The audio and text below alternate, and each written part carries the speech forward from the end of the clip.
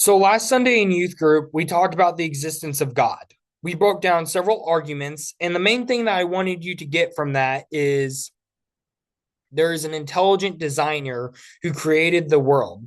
Today, we're going to deep dive into what Paul says about that in Romans 1:18 through 32. Verses 18 through 19 start like this. But God shows his anger from heaven against all sinful, wicked people who suppress the truth by their wickedness. They know the truth about God because he has made it obvious to them. For ever since the world was created, people have seen the earth and sky.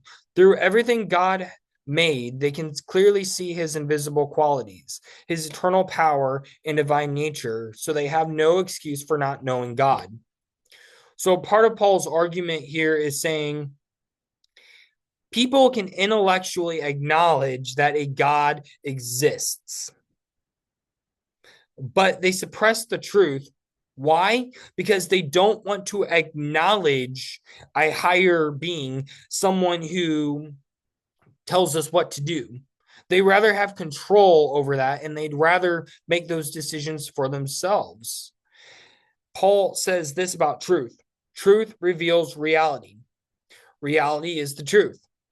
Every time I touch the stove, I'm going to burn my hand.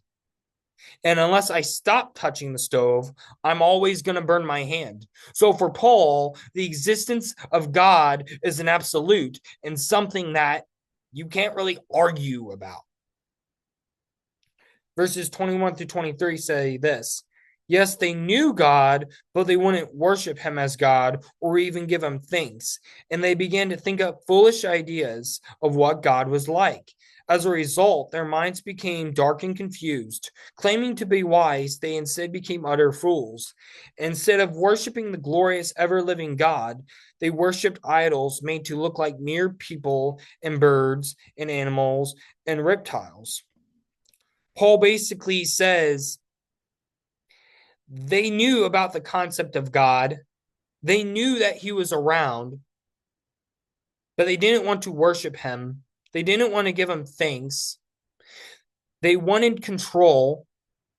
They didn't want to acknowledge God. They didn't want to choose God's mission. So they decided to create ideas. They decided to embrace a way of living and have disordered priorities so that they could continue living the way they wanted to, and they would not be held accountable to a higher being. An example of this is Exodus chapter 32. Basically in this whole story, Moses goes up to Mount Sinai and he's talking to God and he's experiencing God and he's in communion with God. And Aaron's left in charge of the people down there. The people of Israel come up to Aaron and they're like, we don't know when Moses is coming back or if he's coming back. So what are we going to do? Aaron comes back and he's like, give me all your gold. I'm going to melt it down and we're going to worship this golden cow together. And we're going to give this golden cow credit so that we don't have to acknowledge God's existence. And so that's what they do. They're worshiping the golden cow. They're having fun with it. And they're going back to what they know. They're going back to the Egyptian gods. Why? Because they didn't want to go beyond what they knew. They didn't want to put their trust in something that they didn't know much about. When Moses comes back down, he's horrified at this. He's horrified at the fact that people have decided to worship something that is in their control and not in God's control. And he essentially says this. He says, choose your side. If you're serving God, come with me. If you're not serving God, then just go your own way. And I would encourage you to read Exodus chapter 32 to see the consequences of that when we abandon God. Paul makes it very short over here in verse 24. So God abandoned them to do whatever shameful things their hearts desired. As a result, they did vile and degrading things with each other's bodies. They traded the truth about God for a lie. So they worshipped and served the things God created instead of the Creator himself, who was worthy who is worthy of eternal praise. So basically, Paul, he he just he's like, these people don't want to worship God. They don't want to have a relationship with God. So God doesn't have anything to do with them. God allows people that don't want anything to do with him to distance themselves away from God. When we choose to live a lie, there is tremendous consequences. If I choose to live in delusions, then my life is going to be harder than it needs to be. I'm never going to grow. You're never going to grow. And we're not going to get anywhere. We're just going to be trying different things, trying to find purpose for our lives without God in it. And we're always going to feel a void. I think that's what Paul is saying here. And because we're trying to fill this void, we have disordered priorities that take place, and we feel meaningless. We know the meaning of nothing, and we're constantly searching for something that is unknowable to us because we don't want to release control. And I think that's part of the point that Paul's getting at. When we intentionally distance ourselves from God, we're just living foolish lives. And I think that's the main point that he wants us to acknowledge. When we choose God's mission, that means God dictates our calling. But what I mean by calling is God's purpose for our lives. We allow God to guide us in life. We allow him to form us and build us up. And we're used in very amazing ways. And we live meaningful lives. Verse 28. Since they thought it foolish to acknowledge God, he abandoned them to their foolish thinking and let them do things that should never be done. Their lives became full of every kind of wickedness, sin, greed, hate, envy, murder, quarreling, deception, malicious behavior, and gossip. They are backstabbers, haters of God, insolent, proud, and boastful. They invent new ways of sinning, and they disobey their parents. They refuse to understand, break their promises, are heartless, and have no mercy. They know God's justice requires that those who do these things deserve to die, yet they do them anyway. Worse yet, they encourage others to do them too.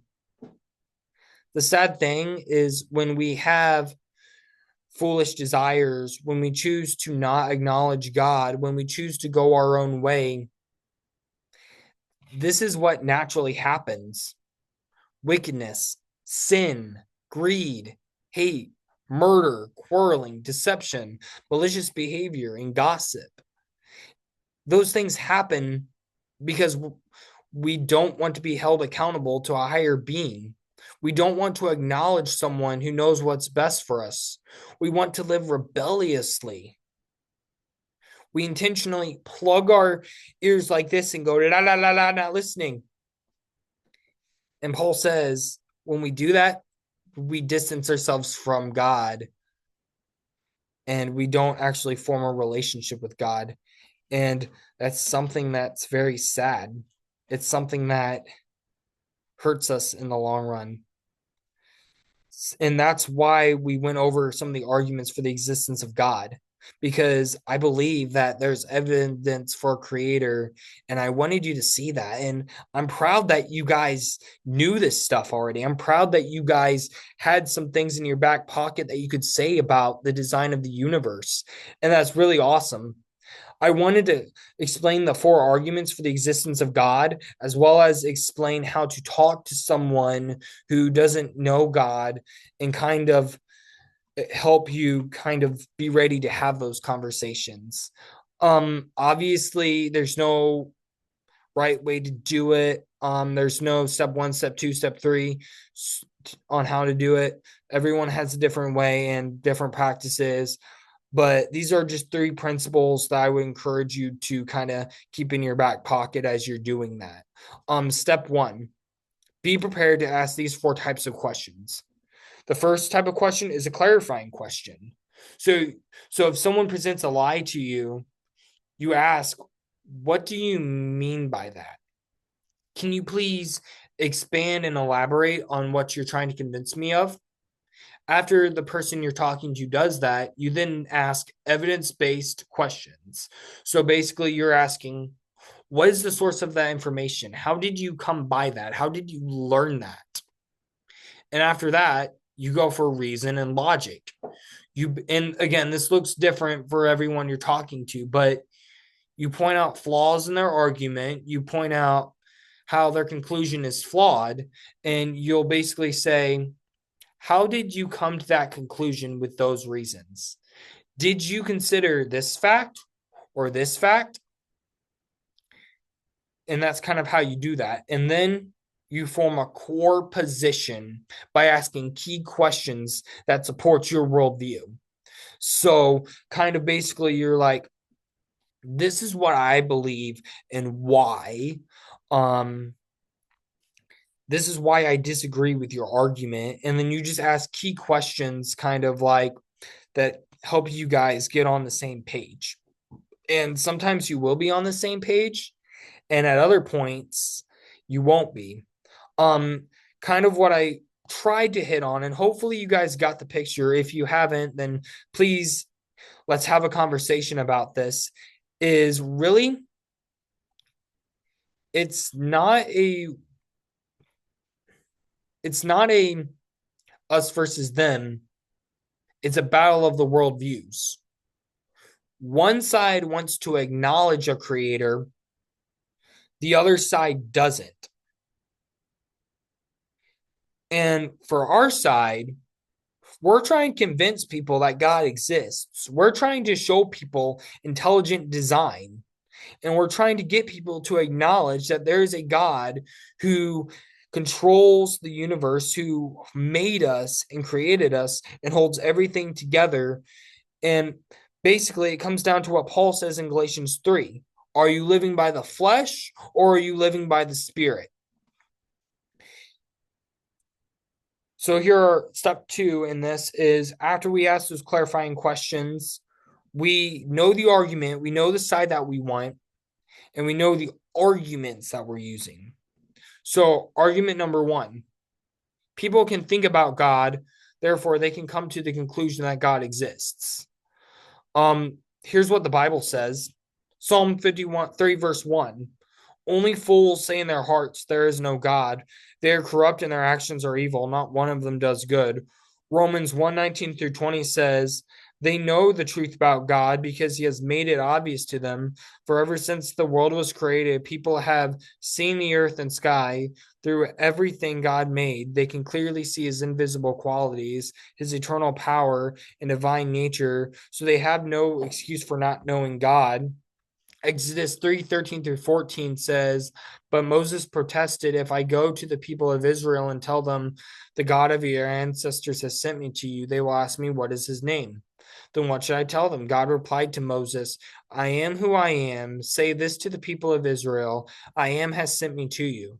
So in short, all three of these passages show one thing, that people have thought about the concept of God for a long time. And that's something that is in our world even today. You'll have some people like Richard Dawkins, Sigmund Freud, and Christopher Hitchens who will say God was just wishful thinking, meant to fill in the gaps of things we didn't understand at the time. They'll quote unquote say we're more enlightened today because we know more about science and science reveals the truth. The issue with that is argument number 2. Something cannot come out of nothing. It all had to be designed. Genesis 1:1, in the beginning, God created the heavens and the earth. John 1:3, God created everything through him, and nothing was created except through him. Psalm 19:1, the heavens proclaim the glory of God. The skies display his craftsmanship. So basically, if we believe science solves every problem, We're not just ignoring the Bible, we're ignoring mathematics, we're ignoring philosophy, we're ignoring literature, we're ignoring every single subject that we study, and we make science a god. A lot of their arguments is this: something that cannot come out of nothing. That's the creationist perspective. Evolutionists say something does come out of nothing through theories like the Big Bang Theory, which states that, boom, universe exists. And the evolutionists also say that things are constantly getting better, evolving into something new. Obviously, we don't believe that as Christians because of the second law of thermodynamics, which says everything is wearing down. So it's those types of things that evolutionists have to explain. And if something is designed, we also see the complexity of things. Things wear down constantly. Energy has to be invested into it. I can't point at my bathroom and make my bathroom magically clean. I have to scrub everything and put in the work. I can't point at my work here in the office and say, magically get done. It doesn't work like that. I have to sit down and think it through and do it. That's basically the argument of design. God fought through it and he made you, and the evidence is there. Just look at how complicated DNA is. Something I find interesting, and this is an illustration you can use if you're talking to an atheist, is this. Philosopher Antony Flew was originally a atheist, but after looking at the complexity of DNA, he had to acknowledge that there is a God of some kind that exists. While he didn't become a Christian, he did become a deist, having to acknowledge in creation that he did not come out of nothing. And that leads us to argument number 3. Everything is complex and works in a specific way, therefore implying that everything has a purpose. Psalms 139:14 says this: thank you for making me so wonderfully complex. Your workmanship is marvelous. How well I know it. Proverbs 20:12 says this: ears to hear and eyes to see, both are gifts from the Lord. Ephesians 2:8-10 says, God saved you by his grace when you believed, and you can't take credit for this. It is a gift from God. Salvation is not a reward for the good things we have done, so none of us can boast about it, for we are God's masterpiece. He has created us anew in Christ Jesus, so we can do the good things he planned for us long ago. Not only did God design you complex, but Paul straight up says he's working on you still. The best illustration I heard was this. Think about a father in his garage working on projects. He's constantly working on them. He's constantly building them up. He's constantly working on them. He's constantly helping them grow. And that's what the Father does with us. He's not far off and distant. He's here with you now. He doesn't leave the complex creation that he made. And that leads to argument number 4. Humans know what is right or wrong. If God doesn't exist, who would enforce what is right and wrong? If we don't acknowledge that there's a creator, if we don't acknowledge God in the process, our values and morals increasingly shift into what we want. If you don't believe me, look at our culture. Look at how many people get hurt every day because they choose not to acknowledge a God that exists. Look at how many people that live in depression. Look at how many people struggle with different things. Here's what the Bible says about argument number 4. Romans 2:14-15. Even Gentiles who do not have God's written law show that they know his law when they instinctively obey it, even without having heard it. They demonstrate that God's law is written in their hearts for their own conscience and thoughts either accuse them or tell them they are doing right. 2 Corinthians 5:10 says, "For we must all stand before Christ to be judged. We will each receive whatever we deserve for the good or evil we have done in the earthly body." So again, basically, when we don't acknowledge our creator, when we don't believe in a God, and when we decide our morals, we we're basically digging ourselves a hole and jumping in it and just digging ourselves deeper holes without anyone to climb us up out of those holes. And if our culture constantly changes, then there's no way of knowing what is right or wrong because it's constantly being changed. But if there's an objective lawgiver, aka God, who decided that through his word already, then we are capable of knowing what is right and wrong. And we're capable of living that. Um, Humans are unique where they can decide and think for themselves. They can decide what they want to do or not do. And that's something that makes us unique in all of creation. So I believe it's very important that we acknowledge God's existence in our world. Kind of the last thing I wanted to touch on with this is listen carefully to what the other person is saying and discern when to use each argument. Remember that it's okay to not know all the answers, but it's more important to ask good critical thinking questions. The reason I say that is because when you're able to ask key questions that make people think, it really helps people kind of to come to the conclusion themselves. And if they're able to come to the conclusion themselves, it lasts longer. So that's just kind of my reasoning behind telling you that. Again, if you have questions about this or if there's something that you want to dive deeper on, I would really encourage you to come find someone to talk to about this. I'm here if you want to talk. Our youth sponsors are here to talk to you. But I just want to leave you with this, okay?